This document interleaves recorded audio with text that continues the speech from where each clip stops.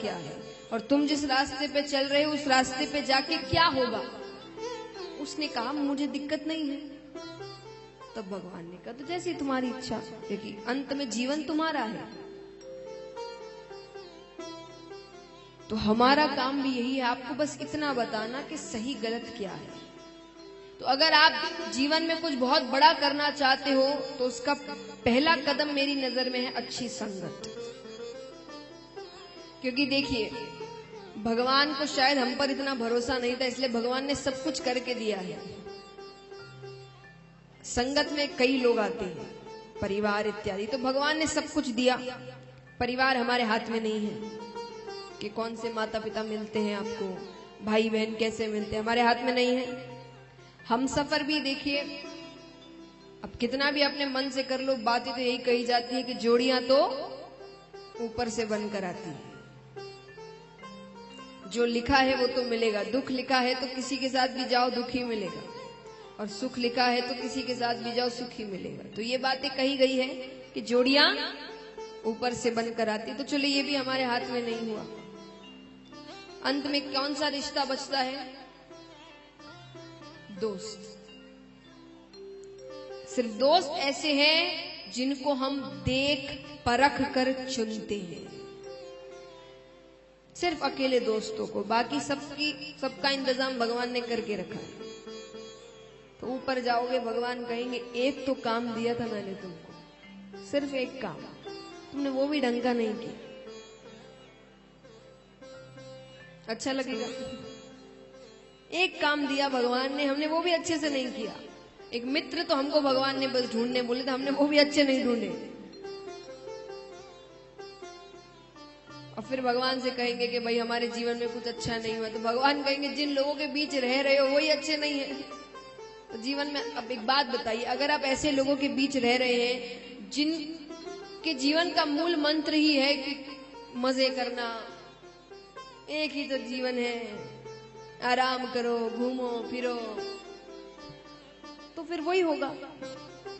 क्योंकि घूमना फिरना कब तक करोगे? जब तक पिता पैसे दे पा रहे हैं। जब उनके पैसे खत्म तब, क्योंकि जिस समय तुमको मेहनत करनी चाहिए तब तो तुम पैसे उड़ा रहे थे।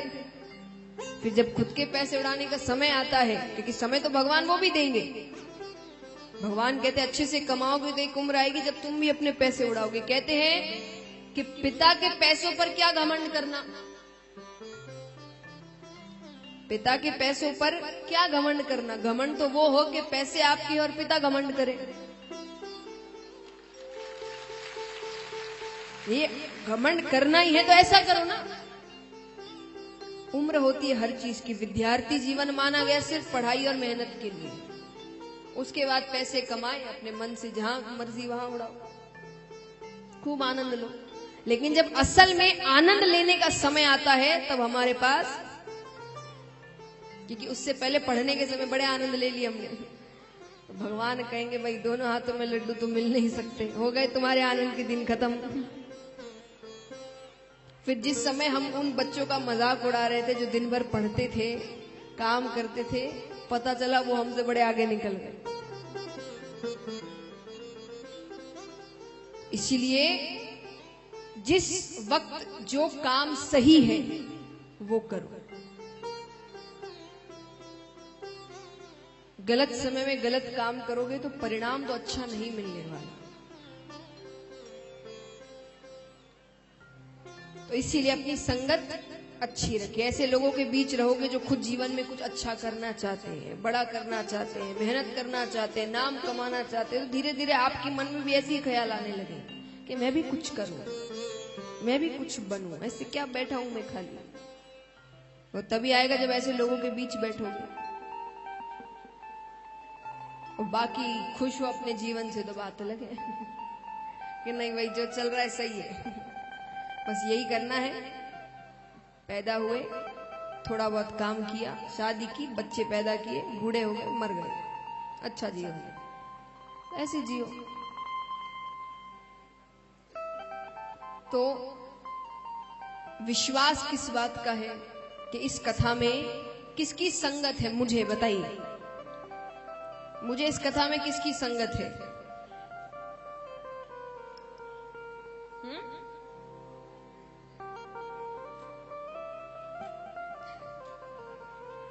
बताइए, मेरी संगत किसकी है? मेरे सबसे पास कौन है? मैं दिन भर 7 दिन किसकी बातें कर रही होंगी? मेरी संगत कौन है? भगवान। भगवान की लीलाएं, उनकी बातें। तो विश्वास क्या है कि अगर ये साथ है तो सब काम भले ही भले हो, यानी कथा अच्छी ही अच्छी हो। तो यही विश्वास लेकर बैठी हूं। तो प्रार्थना यही है कि अगर 7 दिनों में कोई बात अच्छी ना लगे, आपको बुरी लग जाए, तो घर का बालक समझकर क्षमादान दे दीजिएगा। क्योंकि घर के बच्चे कैसी भी भाषा बोले अच्छे ही लगते हैं। छोटा सा बच्चा अस्पष्ट बोलता है, तोतली भाषा बोलता है, आधी बातें समझ ही नहीं आती, फिर भी प्यारा ही लगता है।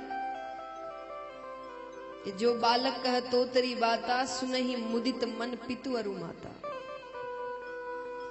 तो वही प्रार्थना आप सभी से है, क्योंकि भगवान की कृपा हो जाए तो बड़े से बड़ा काम भी आसानी से हो जाता है। आइए भागवत जी के पहले श्लोक में ही,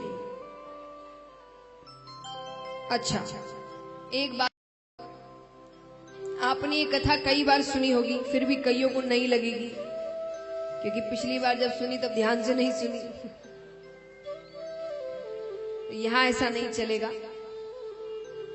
जैसे हम बच्चों को ट्यूशन में भेजते हैं ना, तो ट्यूशन में पहले तो पढ़ाया जाता है, फिर वो पढ़ाई भूल ना जाए उसके लिए होमवर्क दिया जाता है। तो अब ये आपका 7 दिन का ट्यूशन है। तो 3 घंटे तो आपको पढ़ाया जाएगा, उसके अलावा आपका होमवर्क है कि जो भी बातें हो रही हैं, जो भी कथाओं की लीलाएं बताई जा रही है, वो दूसरे दिन मैं आपसे शुरुआत में पूछूंगी कि पहले दिन कौन कौन सी कथाएं हुई। और जब तक आप सभी कथाओं के बारे में नहीं बताएंगे, तब तक उस दिन की कथा आरंभ नहीं होगी। तो मतलब आपको ध्यान से सुनना पड़ेगा, घर जाकर रिवीजन भी करना पड़ेगा।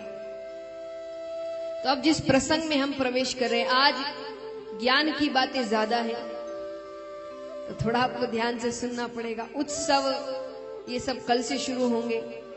कल से हर दिन आपके लिए विशेष आकर्षण है, उत्सव है, लेकिन आज ज्ञान की बातें हैं। तो सुनिए सभी ध्यान से।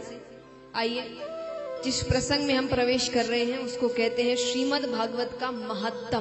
क्या कहते हैं? महत्तम यानी महत्व। क्या महत्व है इसकी, महिमा क्या है? पहला श्लोक सुनते हैं। सच्चिदानंद रूपाय विश्वोत्पत्त्यादि हेतवे तापत्रय विनाशाय श्री कृष्णाय वयं नुमः। श्री कृष्णाय वयं नुमः। शास्त्रों में भगवान के 3 स्वरूप बताए गए हैं, सत, चित्त और आनंद, मिलाकर हुए सच्चिदानंद। भगवान का स्वरूप बताया गया है सच्चिदानंद। भगवान को सच्चिदानंद रूपाय कहा जाता है। तो सच्चिदानंद माने सत, चित्त और आनंद। सत माने बताइए, यहां ऐसे मैं अकेली नहीं बोलूंगी, वार्तालाप चलता रहेगा। सत माने बताइए, 2 मार्क्स क्या आता है ना, परिभाषा बताओ। सत माने सत्य, सच। तो सच क्या है, या सच किसको बोलते हैं?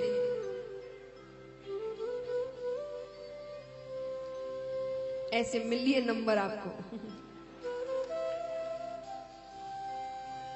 सच माने सत्य। अरे नहीं, ताली बजा।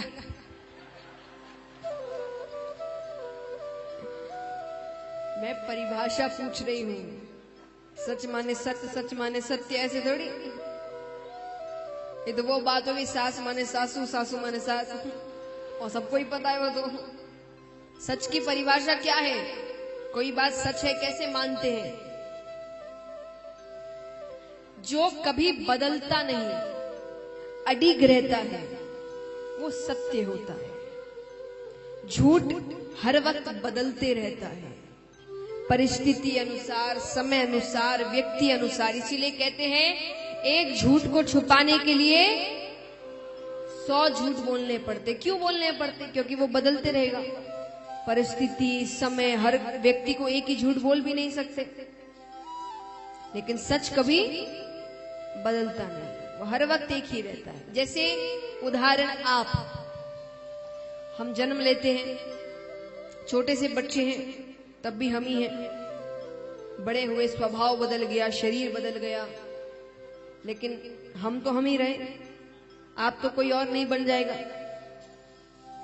जवानी आ गई और स्वभाव बदल गया, रूप बदल गया, हरकतें बदल गई, घर बदल गया, फिर भी हम तो हम ही रहे। बुढ़ापा आ गया, झुर्रियां पड़ गई, लेकिन फिर भी हम तो मर भी गए। उसके बाद भी जो मरा है उसका वो तो वही है, वो बदला तो नहीं।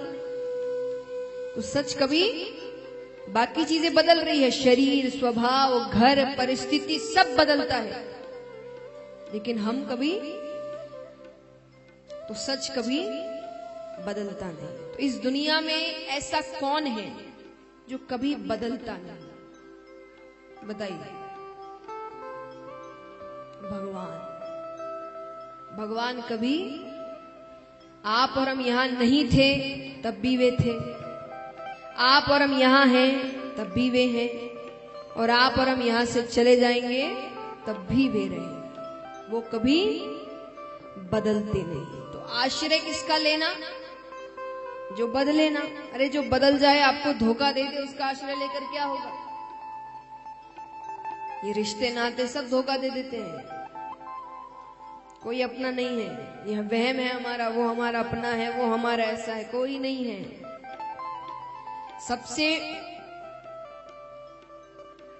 सबसे बड़ा सत्य, सोचे उस समय शायद ही कोई व्यक्ति किसी के लिए झूठ बोले या गलत सोचे, पर जब किसी की मृत्यु हो जाती है तो उसके कई ऐसे अपने होते हैं